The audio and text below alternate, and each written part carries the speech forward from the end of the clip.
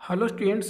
आज की इस सेशन में मैं आप लोग को बताने वाला हूँ प्रॉपर्टीज ऑफ डिफरेंट इंटीग्रल्स।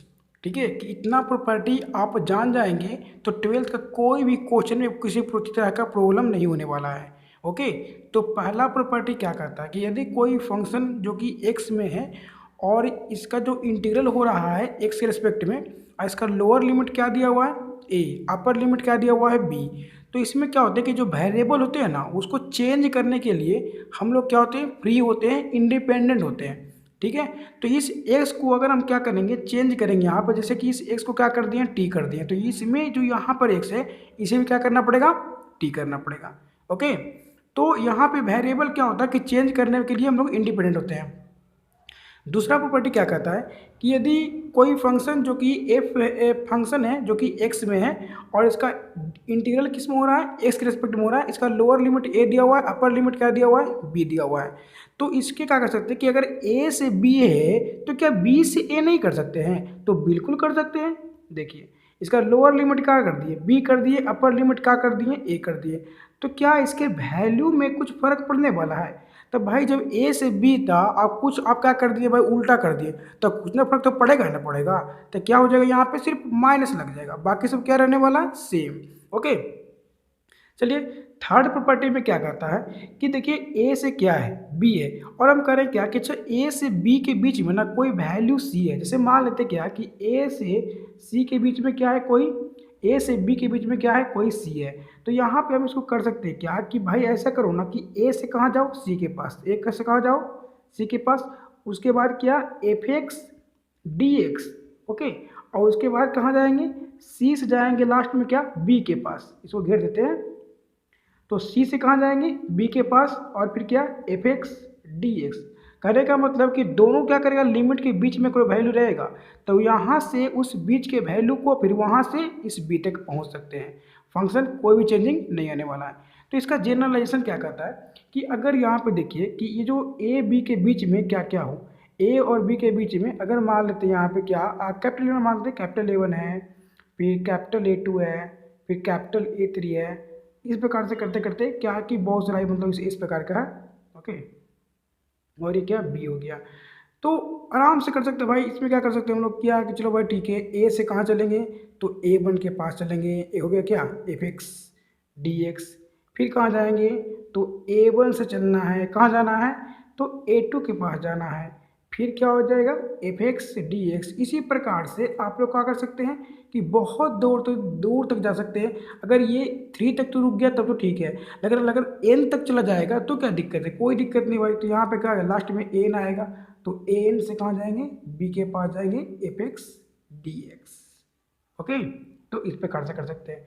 करने का मतलब ये कि दो लिमिट, दोनों अपर लिमिट लोअर लिमिट के बीच में का कोई वैल्यू है तो वहाँ पे क्या कर सकते हैं हम लोग कि लिमिट को तोड़ सकते हैं कि वहाँ से जाएंगे लिमिट, वहाँ से लोअर लिमिट जाएंगे उस वैल्यू तक, फिर उस वैल्यू जाएंगे कहाँ, बी तक जाने वाले हैं। ओके, चलिए प्रॉपर्टी नंबर 4 क्या कहता है कि अगर कोई फंक्शन एफ जो एक्स में है और उसका इंटीग्रल हो रहा है एक्स के रिस्पेक्ट में, जिसका लोअर लिमिट क्या दिया हुआ है ए, अपर लिमिट क्या दिया हुआ है बी, तो इसे क्या कर सकते हैं हम लोग, ये बहुत ही इंपॉर्टेंट लगता है जो कि ट्रिग्नोमेट्री वाला क्वेश्चन में बहुत सारा होता है।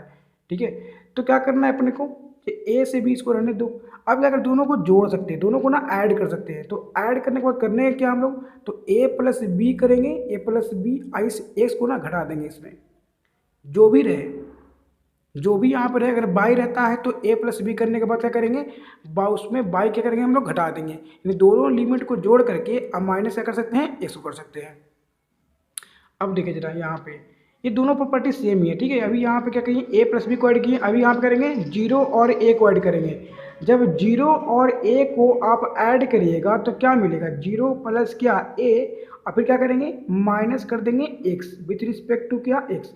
यानी कि यहाँ से क्या मिलने वाला है, तो जीरो से ए, और ये जीरो तो हो गया क्या, खत्म हो जाएगा, तो F A minus x D x.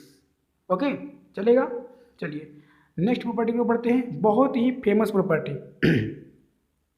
तो ये क्या है कि दोनों देखिए क्या है, ए है और ये भी क्या है, ए, दोनों दोनों सेम है क्या, तो ना अभी तो सेम नहीं है, लेकिन इस माइनस को अगर हम स्किप कर दें, माइनस को हटा दें यहाँ से, तब ये क्या दोनों का रहेगा सेम। लेकिन यहाँ पे जो जब दोनों सेम हो और एक माइनस का बस अंतर हो, तो इसमें क्या करने वाले हैं, तो इसमें हम ये करेंगे कि चलो भाई इस एफ एक्स को ना चेक करेंगे कि ये ऑड फंक्शन है या इवन फंक्शन है। अगर ये इवन फंक्शन हुआ, अगर यहाँ पे देखते हैं क्या कि if f x is even, तो एफ एक्स जो होगा वो इवन हो सकता है और एफ एक्स क्या हो सकता है, ऑड भी हो सकता है।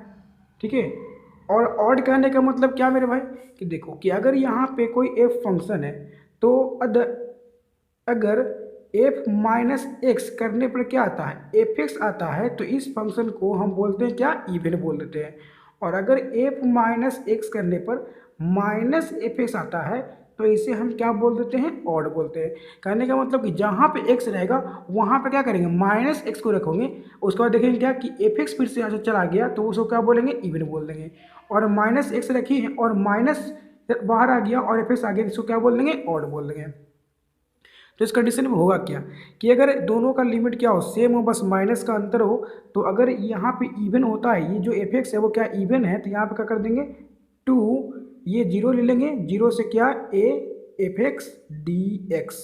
ओके, और अगर यहाँ पे ये ऑड हो गया तो इसका आंसर क्या हो जाएगा, जीरो। ठीक है, ये जीरो ध्यान रखना। चलिए प्रॉपर्टी नंबर 7, प्रॉपर्टी नंबर 7 में क्या कर रहा है देखो तो कि जीरो से क्या है 2a है, तो इसमें भी दो तरीके लग जाता है क्या, देखें कि इफ एफ 2a माइनस क्या x, 2a minus x is equal to क्या आता है, एफ एक्स आता है। और एक और क्या आ जाएगा कि if F 2a minus x करने पर क्या आ जाए, माइनस एफ एक्स आ जाए। अगर एफ एक्स आता है तो इसमें क्या हो जाएगा, 2 इंटू जीरो से क्या ए हो जाएगा, जीरो से क्या हो जाएगा A F x D x. और अगर एफ 2a माइनस एक्स बराबर माइनस एफ एक्स आता है तो इस कंडीशन में इसका आंसर क्या हो जाएगा, जीरो हो जाएगा। ठीक है, चलिए यहाँ पर पढ़ते जाए इसका, इस प्रॉपर्टी क्या करता है, लोअर लिमिट क्या दिया हुआ है ए, अपर लिमिट क्या दिया हुआ है बी। अगर इस लिमिट में कुछ हम ऐड करते हैं, ठीक है, तो b प्लस क्या कर दिया c, तो c क्या करना है, ऐड कर रहा है। तो यहाँ पर क्या करना पड़ेगा कि x में ना c को घटाना पड़ेगा, आपको क्या करना पड़ेगा, x में c को घटाना पड़ेगा। अगर लिमिट में जो चीज़ को जोड़ दें वही क्या करना पड़ेगा, यहाँ पे घटाना पड़ेगा। और अगर यहाँ पे क्या करते हैं, गुना करते हैं कि a इंटू सी और b इंटू सी, तो इसे क्या करना पड़ेगा, यहाँ पे आपको भाग करना पड़ेगा। क्या करना पड़ेगा, भाग करना पड़ेगा। और एक यहाँ भी रखना पड़ेगा आपको 1 बाई क्या c। ठीक है, चलिए नेक्स्ट प्रॉपर्टी क्या करता है, देखिए जरा कि if f x is periodic function, periodic function with period क्या t, that is f x plus t is equal to क्या एफ एक्स। पीरियोडिक फंक्शन कहने का मतलब क्या कि फंक्शन का वैसा मान जहाँ पे ग्राफ क्या कर रहा हो, रिपीट कर रहा हो, तो उससे हम क्या कहते हैं, पीरियड कहते हैं। और उसी फंक्शन क्या कहते हैं, पीरियोडिक फंक्शन। जैसे कि साइन फंक्शन जो होता है ना, साइन फंक्शन ये क्या होता है कि 2 पाई पे अपने ग्राफ को क्या करता है, रिपीट करता है। ठीक है, इस प्रकार से होता है कुछ इस प्रकार के, देखिए ये पाई और ये क्या पाई, 2 पाई पे क्या करता है, रिपीट करता है ग्राफ, यानी कि ये क्या हो गया, पीरियोडिक फंक्शन हो गया।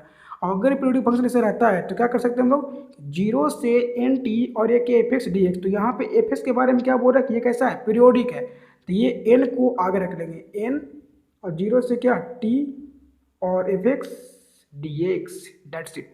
ठीक है, तो ये सारा का सारा प्रॉपर्टी आज हो चुका है। बस इतना प्रॉपर्टी आप कर लीजिए, क्लास 12th में आपका डिफरेंट इंटीग्रल का सारा क्वेश्चन बनने वाला है। ओके, चलते मिलते हैं अब नेक्स्ट वीडियो में। Thank you.